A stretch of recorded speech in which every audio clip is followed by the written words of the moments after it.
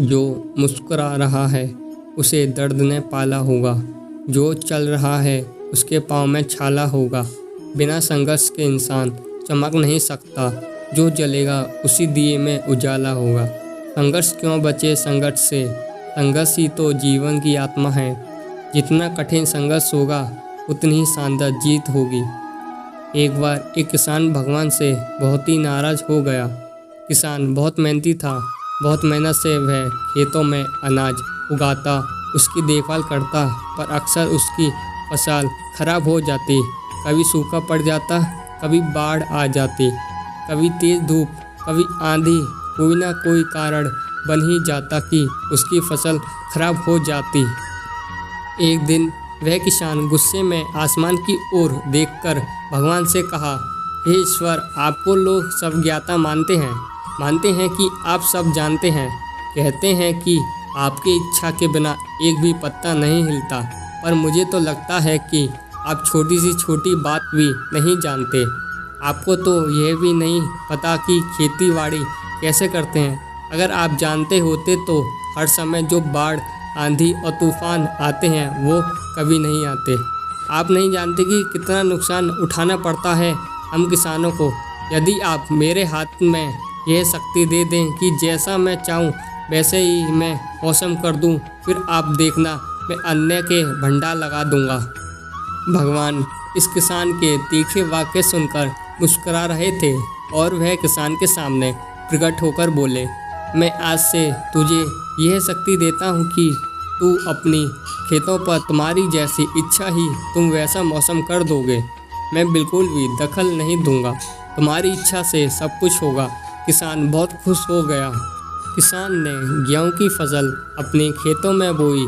जब उसे लगा कि खेतों पर धूप चाहिए तो खेतों को धूप मिले, जब पानी बरसना चाहिए तभी पानी बरसे।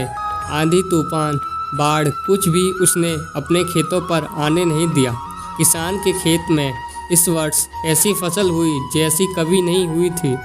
हरी भरी लहराती फसल। मन ही मन वह बहुत खुश हो गया और सोचने लगा, अब सबूत के साथ दिखाऊंगा भगवान को कि इसे कहते हैं शक्ति का सही उपयोग। मेरी सफलता देखकर उन्हें अपने नियम जरूर बदलने पड़ेंगे।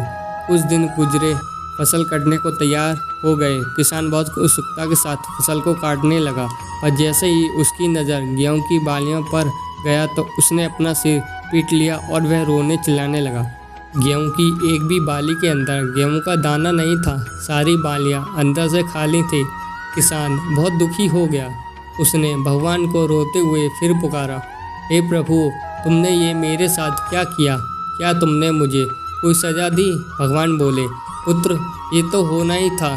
तुमने पौधे को संघर्ष करने का मौका ही कहाँ दिया। ना तो तुमने उन्हें आंधियों से जूझने दिया, न तेज़ बारिश से सहने दिया, और ना ही धूप में तपने दिया। एक भी चुनौतियों का सामना तुमने उन्हें नहीं करने दिया। इसलिए सारे पौधे अंदर से खोखले रह गए। जब आंधी तूफान, तेज़ बारिश और धूप पड़ती है तभी ये पौधे अपने अस्तित्व को बचाने के लिए संघर्ष करते हैं, और इसी संघर्ष से एक बल पैदा होता है जिसमें शक्ति होती है, ऊर्जा होती है, और यही ऊर्जा पूर्ति तेरे गेहूं के दानों को की तरह जो नहीं फूटी। तूने उन्हें कठिन परिस्थितियों से गुजरने ही नहीं दिया जहाँ उनके अस्तित्व का जन्म होता। सारी बालियाँ इसलिए खाली हैं, इसमें एक भी गेहूं का दाना इसलिए नहीं है क्योंकि तुमने अपने पौधों को संघर्ष कराया ही नहीं। याद रखिए, स्वर्ण में स्वर्णिम आभा तभी आती है जब वह आग में तपने, गलने और हथौड़ों से पिटने जैसे संघर्ष से गुजरता है। कोयले का टुकड़ा हीरा तभी बनता है जब वह उच्च दाब और उच्च ताप की मुश्किल परिस्थितियों से गुजरता है। इसी तरह यदि हमारी ज़िंदगी में कोई संघर्ष ही ना हो, कोई चुनौती ही ना हो, तो हम भी गेहूं की बालियों की तरह खोखले रह जाएंगे। कोई अस्तित्व नहीं होगा हमारा। विपरीत परिस्थितियाँ, चुनौतियाँ, समस्या हमें और अधिक निखारती हैं। यदि जीवन में कठिन परिस्थितियाँ और चुनौतियाँ आएँ तो घबराना मत, बल्कि सामना करना, विश्वास करना कि आप और अधिक निखर जाओगे और अधिक मजबूत बन जाओगे। किसी ने कितना सही कहा है, ज़िंदगी जीना आसान नहीं होता, बिना संघर्ष कोई महान नहीं होता। जब तक ना पड़े हथौड़े की चोट तब तक पत्थर भी भगवान नहीं होता।